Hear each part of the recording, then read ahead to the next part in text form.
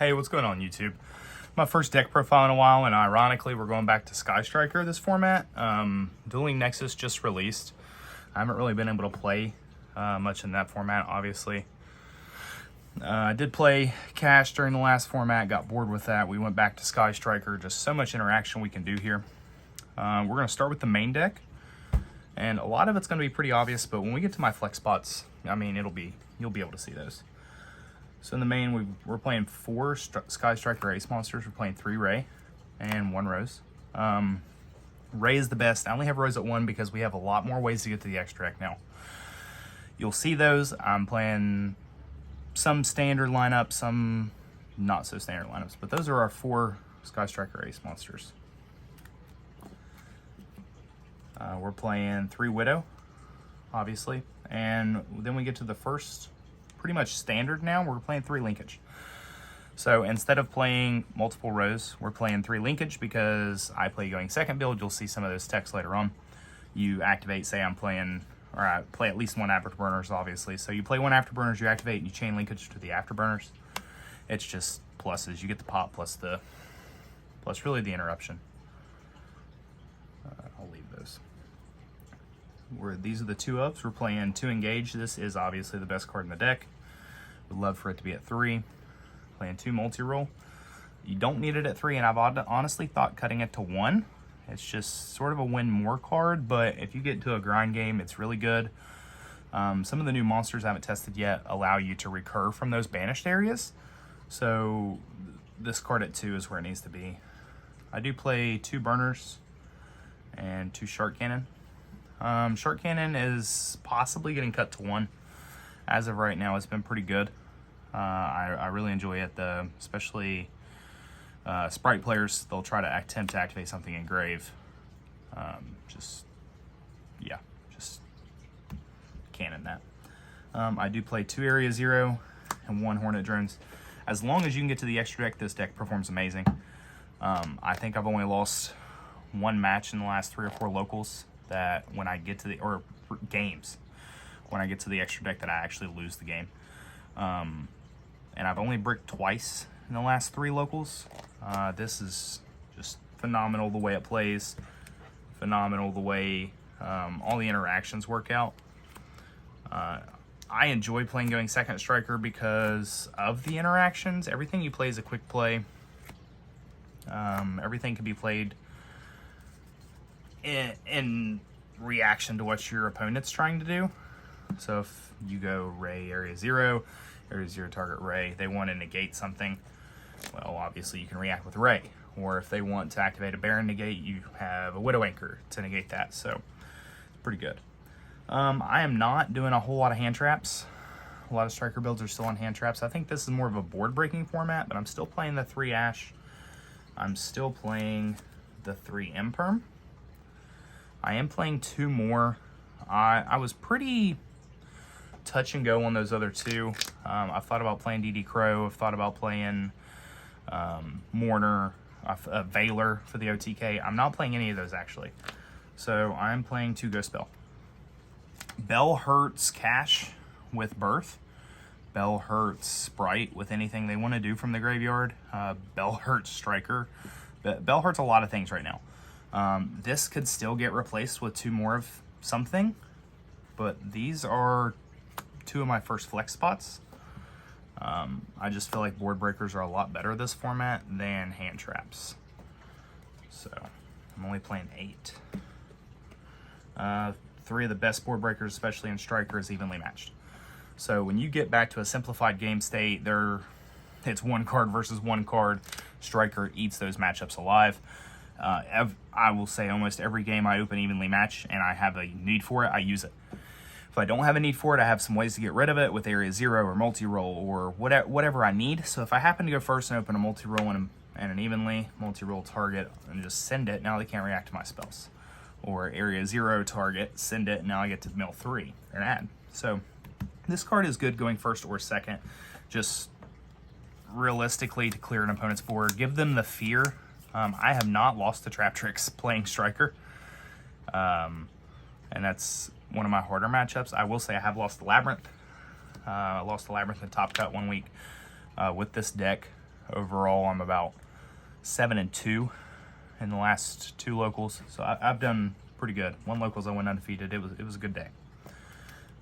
So we're playing evenlies. I am playing droplets. I think droplet is very good this format, especially with how many synchro boards we're going to be seeing. You're going to have a lot of things. You activate afterburners, they negate it. Chain the droplets, send the burners, negate that. Now you're fine. So now you have 2 spells engrave plus a negated and a pop monster.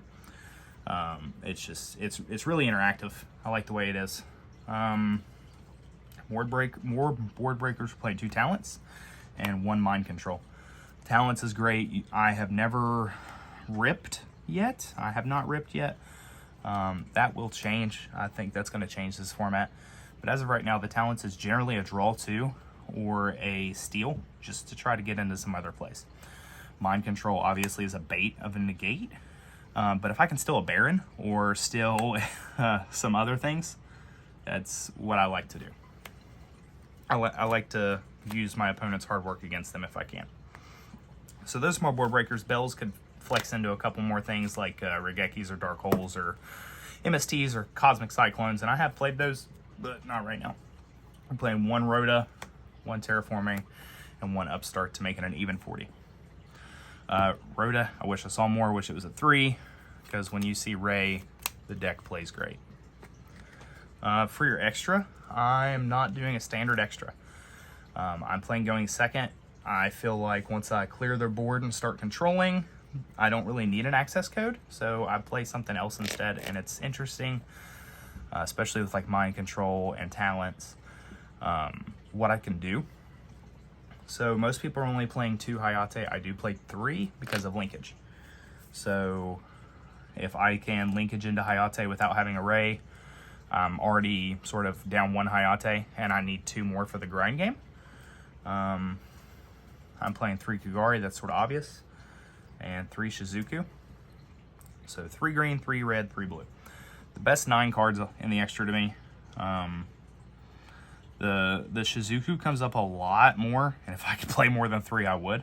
Especially with linkage. If I have a linkage set on their end phase, I'll sort of linkage into another, or go into a Kagari and add back my engage before my turn even starts. So if I could play more of those, I would, but right now it's 3-3-3. 1 Kaina and 2 Zeke. So Zeke is very good, and I don't like Azalea. I like Camellia, which we don't have yet. So I'm still on 2 Zeke. 1 Kaina is great, so they pop the Ray, or they destroy the Shizuku. I bring Ray out, Ray effect, and when they declare, go into Kaina, Kaina effect, target 1, and make it where they can't attack. That's a good card. Good card to have. Especially in time, Kaina is your win condition. Anytime you activate a spell, you're gaining those life points. So this is where it gets a little weird. I have 3 cards left. And this is where you could do the access code package, the Dark, the Selene, and the access code, obviously. And I have those back there. But I am playing IP, Unicorn, and a Zeus. So Zeus is staying for now. This will be an anti-Zeus whenever it releases. But Zeus is staying for now.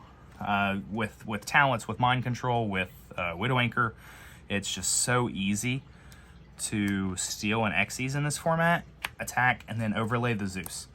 So I actually did that against a cash player and forced them to react at that point, and they did not like it at all, and it got me the win that game.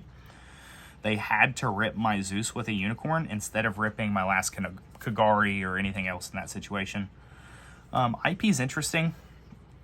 When you can sit IP and then like a Shark Cannon or a Widow Anchor, and first time they normal summon, you can take that monster or let it go through, and then whenever they get to a point, you can take that monster, or you can use the Shark Cannon to steal from grave, and then you're going to link into the Unicorn, and that's where you get the other interruption. Yeah, you have to discard a card. That's okay. We're playing Striker. We want those spells in the grave. So that's my extra. These 3 cards have been Dark, Selene, and Access Code for a long time. I wanted to try something different.